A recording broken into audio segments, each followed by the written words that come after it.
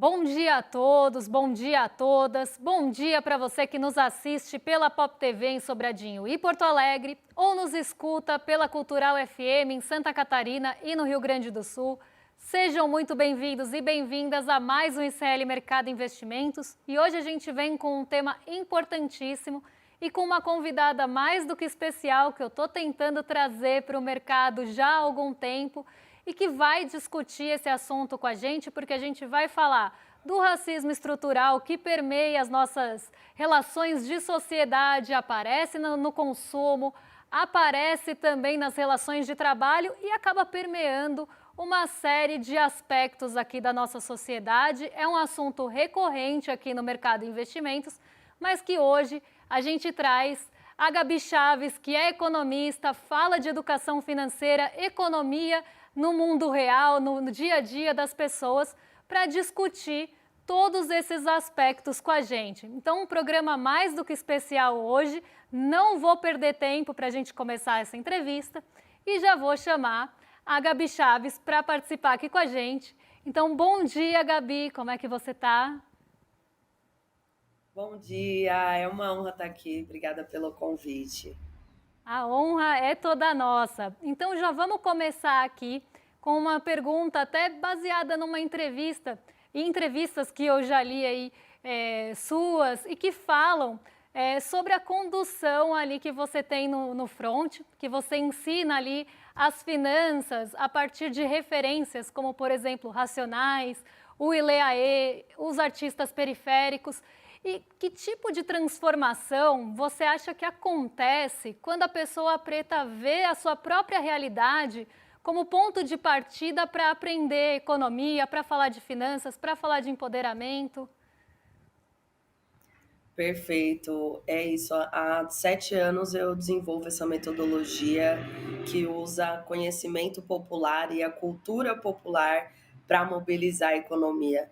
Isso partiu muito de uma questão que é por que que a gente não aprende a falar de dinheiro? Apesar de todo mundo lidar constantemente com dinheiro, esse tema ainda é um tabu, é um tema pouco discutido, tanto nas escolas, mas também dentro das famílias. E aí a gente percebeu que a cultura popular é um mecanismo muito importante de fazer com que as pessoas entendam que falar de dinheiro é um assunto para todo mundo, não é um assunto só para quem já é rico e milionário. Pelo contrário, são as pessoas de baixa renda, as pessoas que menos têm acesso, que precisam adquirir conhecimento sobre o funcionamento da economia para estabelecer estratégias de sobrevivência e de realização de sonhos. Então, essa perspectiva de trabalhar com a cultura popular, ela surgiu de uma necessidade de falar sobre economia de um jeito acessível, de um jeito que a maior parte da população entenda.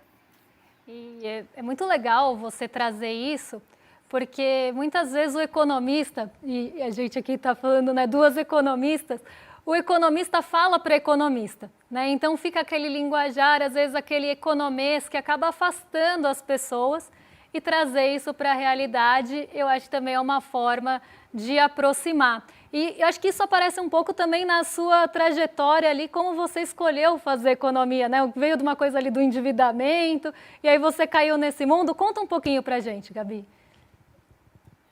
Foi isso, assim, eu era uma jovem muito endividada, e não porque eu gastasse com besteira, mas justamente porque, por não ter renda, eu não sabia administrar esse desejo. Então, o meu primeiro salário, eu gastei, assim, meu primeiro salário em 48 horas, voltei para casa sem dinheiro. E aí, na época do vestibular, eu passei e consegui uma bolsa integral no curso de economia. Eu não fazia ideia do que era um economista, do que significava esse universo, mas eu decidi aproveitar essa oportunidade. E foi aí que eu comecei a estudar economia, me apaixonei e nunca mais saí, assim. Mas quando eu acessei esse universo dos números, depois do mercado financeiro, eu vi que tem uma linguagem que a gente não acessa. Tem termos que são quase como que um idioma paralelo que o mercado financeiro usa com todas as suas siglas, mas que afasta grande parte da população. E ali eu vi uma oportunidade. Falei, cara, eu vou trabalhar compartilhando o conhecimento que eu adquiri sobre economia, finanças pessoais e mercado financeiro, numa perspectiva de trazer ferramentas para quem nunca participou desse tipo de discussão. E até já puxando, né, esse gancho para a gente falar de dia a dia, falar um pouco ali de mercado de trabalho também, porque o mercado de trabalho ele acaba refletindo vários aspectos da nossa sociedade de forma geral e como a nossa sociedade se estrutura. E teve uma pesquisa, inclusive divulgada para o Dia da Consciência Negra. Eu acho que a gente tem que falar sobre esses assuntos, inclusive fora dessa semana. É um assunto que precisa ser discutido no Brasil, mas que foi divulgado pelo Diese naquela semana. E a pesquisa acaba mostrando que quase 40% das mulheres negras estão na informalidade e ainda existe a ideia aqui no Brasil que a escolha entre CLT e PJ, como a pessoa vai ser ali contratada, é uma escolha do trabalhador. Então, que tipo de política econômica, de crédito, de proteção social ou de inclusão produtiva, de inclusão no mercado de trabalho, seria, na sua visão, mais eficaz para reduzir esse índice de informalidade e subemprego?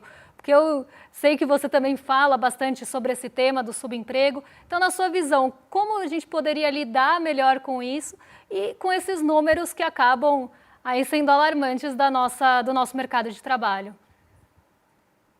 Sim, acho que para começo de conversa a gente precisa enfrentar o fato de que não há empregos formais para todos na economia brasileira.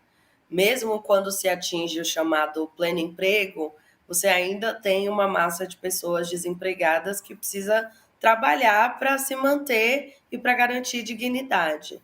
Eu acho que a gente precisa pensar nesse futuro que já é um presente do trabalho, entendendo que todas as pessoas trabalhadoras, independente da formalidade, precisam ter um sistema de seguridade social. Então, assim, eu defendo a criação de um sistema de seguridade social, de um sistema previdenciário que abarque todos os trabalhadores da sociedade, não só as pessoas com carteira assinada. Essa é uma perspectiva para a gente enfrentar a realidade do mercado de trabalho brasileiro, que desde a sua fundação tem um componente muito relevante de trabalho informal. E isso não é só uma característica do Brasil, é uma característica da América Latina como um todo. Então, a gente tem sim que pensar em políticas de previdência social e na criação de um modelo de previdência que dê conta desse tipo de trabalhador que não contribui formalmente. E a gente também tem que pensar em investimento direcionado, assim.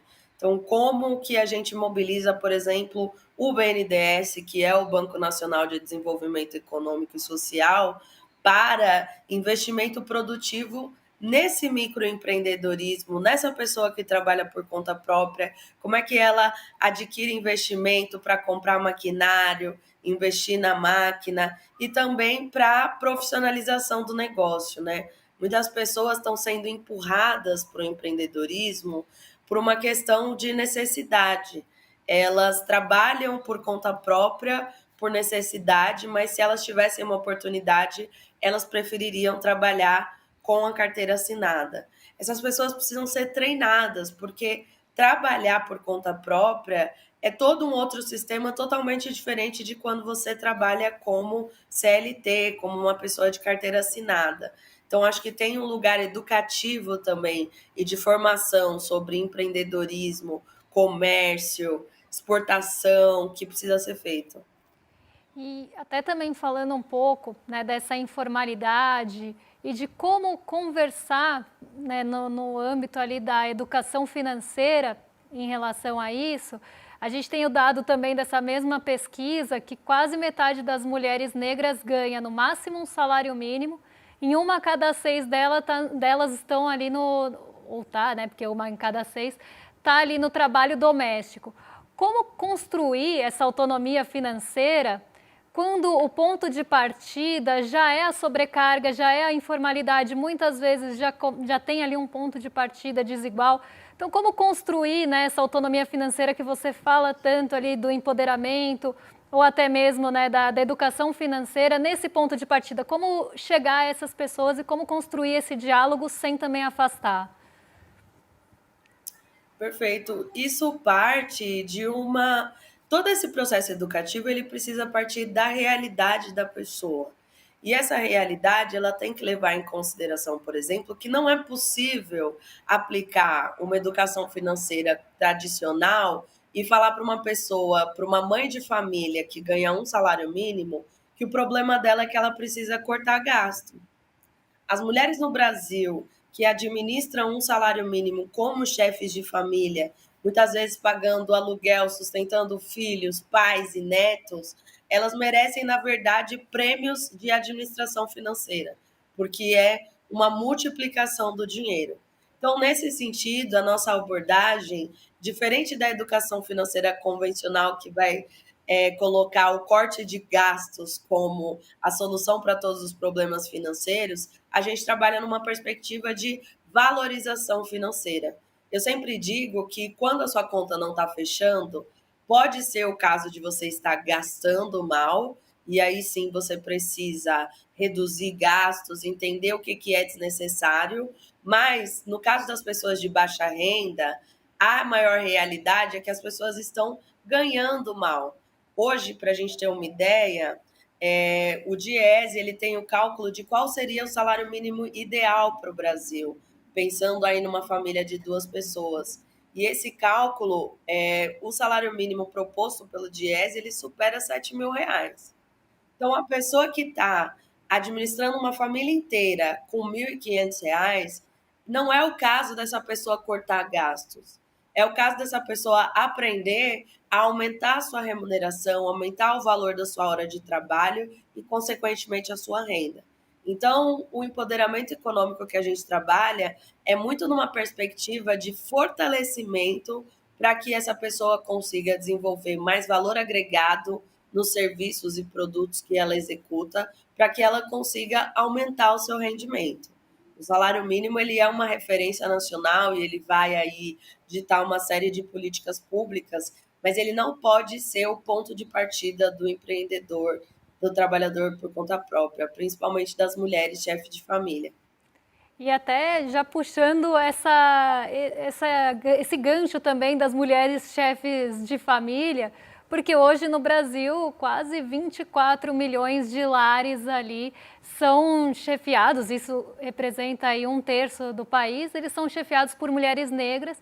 E o que esse dado, né, revela para a gente sobre a estrutura econômica e social do Brasil, eu acho que é uma pergunta que eu queria te fazer, e o que pode ser feito justamente em termos dessas políticas públicas empresariais, você já falou bastante aí do empreendedorismo, para apoiar essas mulheres que sustentam as famílias, enfrentando junto a isso as maiores barreiras do mercado. Perfeito. Essa é uma realidade que tem crescido muito nos últimos anos. A gente vê um crescimento das famílias lideradas por mulheres, e isso exige toda uma sensibilidade do mercado de trabalho que talvez não esteja colocada hoje, assim.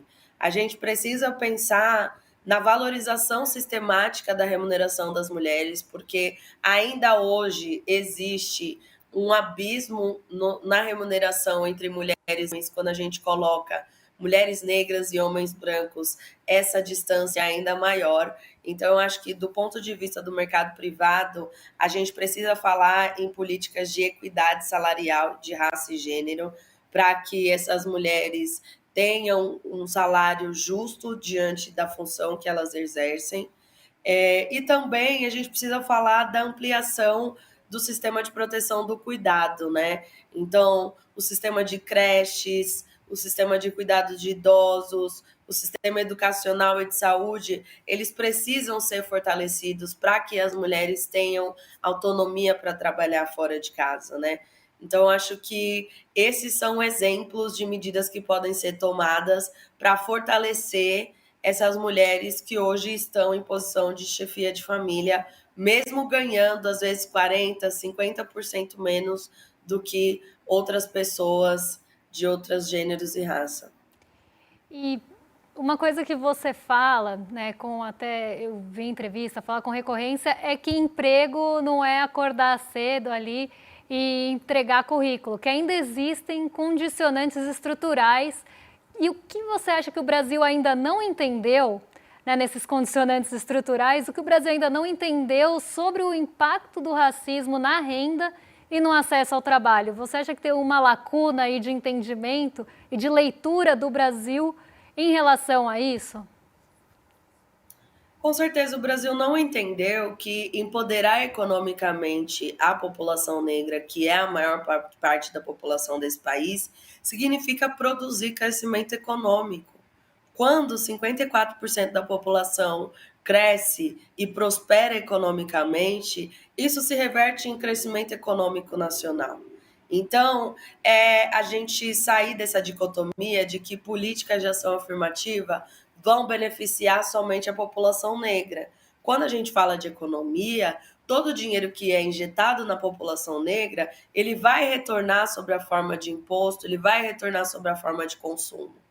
Então, tem uma coisa que a gente precisa entender que é o desenvolvimento econômico nacional, ele passa pelo reconhecimento da população negra, ele passa pela valorização da população negra e ele passa pela criação de oportunidades para esse segmento da população que historicamente foi excluído, que historicamente foi empurrado para os lugares de maior precarização, para as taxas de desemprego. Então, é entender que qualquer processo de crescimento econômico real, ele passa necessariamente pelo empoderamento econômico das pessoas negras, principalmente das mulheres negras. E até saiu uma pesquisa, né, recente que fala sobre isso, né, que a população negra, até se puderem colocar aí na tela a manchete para o pessoal de casa acompanhar aqui com a gente, porque ela fala ali sobre a movimentação, né, de 2 trilhões de reais pela aí, população negra, mas que essa população negra ainda enfrenta o racismo ao consumir. E essa pesquisa identificou que jovens negros ali de 18 a 24 anos são os que mais vivenciam esse racismo no consumo. Isso é quase 48,5% ali. O que isso diz na sua leitura, Gabi, sobre essas novas gerações, a relação com o dinheiro também, autoestima e pertencimento? Porque eu acho que é um assunto que precisa ser falado e justamente tem muito a ver com o que você estava falando, né, de quase ignorar esse poder da economia, desse poder de movimentação da economia, em detrimento ali de uma estrutura que ainda trata as pessoas, né, tem ali uma visão racista, traz o racismo para o consumo. Então, como a gente enfrenta isso, né, e traz essa relação com dinheiro, com autoestima e pertencimento, que eu sei que também são assuntos bem recorrentes aí, que você normalmente fala. Sim, acho que a questão da juventude, a gente precisa entender e naturalizar o desejo da juventude de consumir. Tá tudo bem o menino da periferia querer ter um tênis, tá tudo bem a pessoa querer ter uma moto, um carro, porque essas mesmas coisas elas não são chamadas de ostentação quando elas estão nos centros urbanos, quando elas estão nos bairros ricos. Eu acho que tem um lugar que é de entender que tá tudo bem a juventude ter o desejo que quiser, mas a gente precisa converter esse desejo em responsabilidade. E isso envolve pensar na inclusão produtiva da juventude, pensar na execução e aplicação do Estatuto da Igualdade Racial e mostrar para o mercado mesmo o quanto que a discriminação racial ela gera em termos de perda econômica para o país, né? Qual é o custo dessa exclusão, dessa discriminação e o que a gente pode ganhar quando a gente conseguir derrubar essas barreiras e pensar a partir de outro prisma. E até aqui já, né, entrando, né, a gente já falou de jovem e de empreendedorismo, então eu queria ligar esses dois aspectos, até falando aí do Brasil de forma geral e nesses dois temas, incluindo aí os jovens periféricos, que era algo que você estava falando agora, que você enxerga quando você fala do empreendedorismo e trabalho para jovens periféricos justamente, se existe um caminho real, de ascensão coletiva nesse sentido, quando a gente fala aí de jovem, quando a gente fala de trabalho e também empreendedorismo? Olha, a principal dificuldade da juventude é acesso a investimento e a crédito, assim. Há muitos anos o Charlie Brown Jr. cantava que o jovem no Brasil não é levado a sério e essa é uma realidade que se mantém, porque para uma pessoa jovem que não tem garantias, que não tem histórico bancário, conseguir investimento para comprar um equipamento que seja é uma realidade muito difícil. E aí eu reforço a necessidade da criação de políticas públicas. A gente deveria ter, por exemplo, um fundo do BNDES investindo produtivamente na juventude, disponibilizando acesso à infraestrutura e equipamento, porque a gente não pode romantizar a realidade do empreendedorismo brasileiro e achar que é possível empreender sem investimento. O empreendedorismo ele requer investimento, seja em tecnologia, em equipamento, em insumos, e esses recursos eles precisam vir numa chave de investimento e não de crédito. Não é cabível que um jovem brasileiro precise se endividar no cartão de crédito, que tem uma taxa de 1000% ao ano, para começar o seu empreendimento e o seu negócio. Então, eu vejo hoje que a maior dificuldade do jovem, a maior dificuldade está relacionada ao acesso a investimento, ao acesso a maquinário, ao acesso à formação de possibilidades reais de estruturação financeira. Eu acho que até uma coisa, né, que muitas vezes a gente está aqui discutindo numa bolha, por exemplo, a taxa de juros está alta, está 15% a Selic no Brasil, isso inviabiliza o crédito, isso dificulta o crédito. Mas muitas vezes a gente está falando aqui, né, de pessoas que não conseguem o acesso a crédito muito antes de qualquer entrave ali financeiro, de qualquer entrave de taxa de juros. E eu acho que isso precisa também ser discutido aqui no Brasil, e eu até queria uma avaliação sua, Gabi, em relação a isso, porque muita gente, a gente fala assim de 15% de juros, quando a realidade, por exemplo, numa periferia, é que às vezes aquele crédito nem chega porque a pessoa vai ter dificuldade de comprovar um endereço. Então a gente vê que a gente está discutindo uma coisa que muitas vezes para aquela pessoa ela nem chega daquela forma. E eu queria até a sua avaliação em relação a isso, porque a gente às vezes fica discutindo aqui, a taxa de juros está alta e o crédito vai ficar inacessível, quando às vezes a acessibilidade desse crédito está em um patamar anterior, inclusive do crédito não chegar, e aí dessas políticas públicas que você vem falando, de BNDES, poderiam ter um papel mais ativo nesse sentido. Exatamente. Quando a gente olha hoje para o perfil do endividamento das famílias brasileiras, a gente vê uma dominância do cartão de crédito e do cheque especial, que são as modalidades mais caras de crédito da economia. O cartão de crédito rotativo ele pode chegar até 1000% ao ano. Então, de fato, para a população que está pagando 900% ao ano, 1000% ao ano no cartão de crédito, essa conversa sobre taxa C não faz sentido. O que a gente precisa é, talvez, colocar menos a culpa no consumidor e dizer que o consumidor é que não sabe lidar com crédito e por isso está endividado, mas olhar também para a responsabilidade das instituições financeiras que não criam produtos aderentes à realidade das pessoas. Hoje, uma chefe de família que precisa de dinheiro, para complementar dinheiro, para fazer a compra do supermercado, por exemplo, ela precisa usar o cartão de crédito que tem uma taxa de juros de 1000% ao ano para fazer essa compra de supermercado. Será mesmo que o mercado financeiro não tem condições de criar um produto financeiro para essa mulher que precisa comprar comida para colocar dentro de casa? Será que é certo que a pessoa que compra a passagem de avião pague a mesma taxa de uma pessoa que está usando cartão de crédito para alimentar a família com necessidades básicas?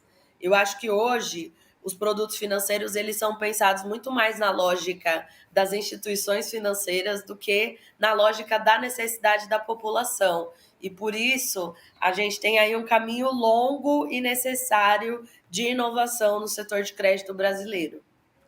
E aqui, acho que para fechar, né, ou encaminhar a nossa entrevista para o fechamento aqui, e já finalizando, Se você pudesse pensar em uma política econômica, além dessa concessão de crédito, se você pudesse pensar em uma política ou uma diretriz econômica para mudar a vida ali das pessoas, dos jovens, dos empreendedores e da população negra aqui no Brasil, qual seria essa medida econômica que você veria aí como um caminho para um Brasil talvez mais igualitário, para um Brasil que deixe de lado, né, essa estrutura que a gente tem, que infelizmente é racista, é machista, e isso acaba permeando todas as nossas relações, seja de trabalho, seja, né, na sociedade, no dia a dia. Que política você levaria aí em consideração para trazer, né, um Brasil talvez um pouco menos desigual ou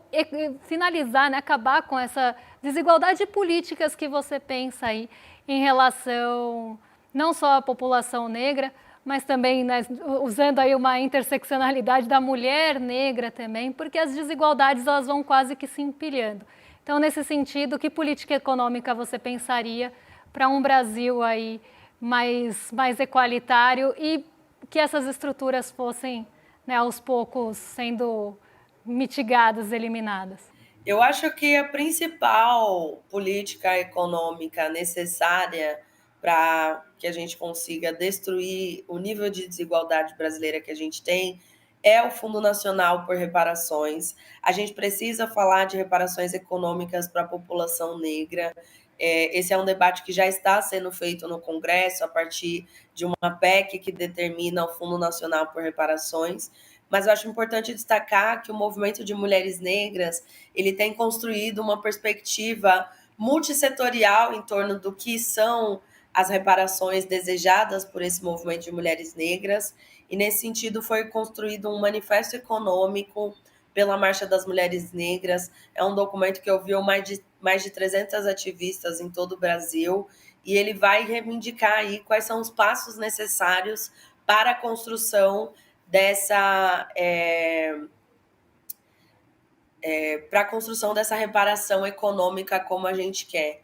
A Marcha das Mulheres Negras ela vai acontecer no dia 25 de novembro em Brasília, e tem a expectativa de colocar mais de 1 milhão de mulheres na rua marchando por reparações e bem viver. Assim. Então, acho que as principais políticas que a gente precisa nesse sentido, elas estão na ordem das reparações para acesso à moradia, reparações para rever o endividamento crônico da população brasileira e da população negra, reparações para que não haja mais a repetição de uma série de fenômenos que a gente condena, como, por exemplo, o trabalho escravo, que vira e mexe a gente continua vendo novos casos de trabalho escravo eclodindo, trabalho escravo relacionado ao trabalho doméstico. Então, acho que assim, o caminho para a construção de uma nova sociedade brasileira mais igualitária é o caminho da construção de políticas nacionais de reparação social e de construção de bem viver.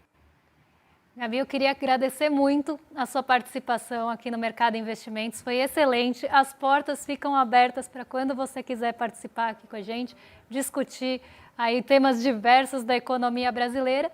E eu convido você para deixar um recado final aqui para a nossa audiência.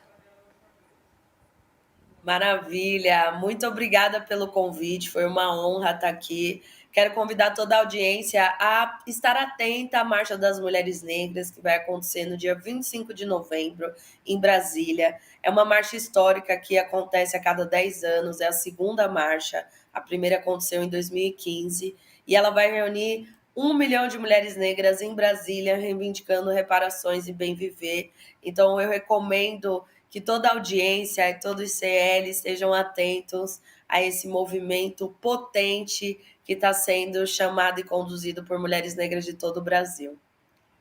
Muito obrigada, Gabi, e até a próxima. Espero que tenhamos próximas. Um beijo para você. Com certeza, conte comigo.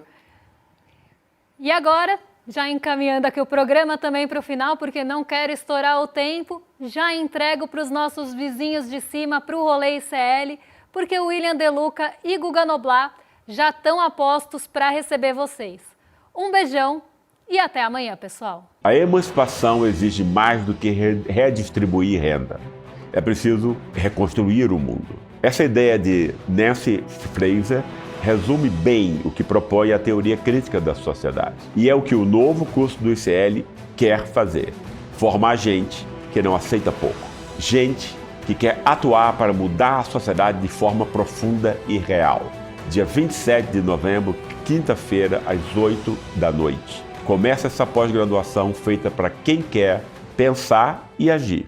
Fala pessoal, tudo bem? Leandro Demore aqui para dar uma notícia incrível. O ICL tem sua própria revista digital, a revista Liberta, um novo espaço de jornalismo profundo, crítico, com a nossa cara, feito para quem quer entender o Brasil e o mundo além da superfície. Na revista Liberta, você vai encontrar os maiores articulistas e colunistas com análise sobre política, cultura, atualidades e, claro, muito pensamento crítico. Esse vai ser o nosso espaço semanal de reflexão em profundidade. Faça agora mesmo a sua assinatura. Acesse icl.com.br/revista. E se você já é aluno ou aluna de algum curso do ICL, tem um benefício especial para fazer parte disso com a gente. Um desconto exclusivo para garantir a sua assinatura. Revista Liberta é o ICL em profundidade.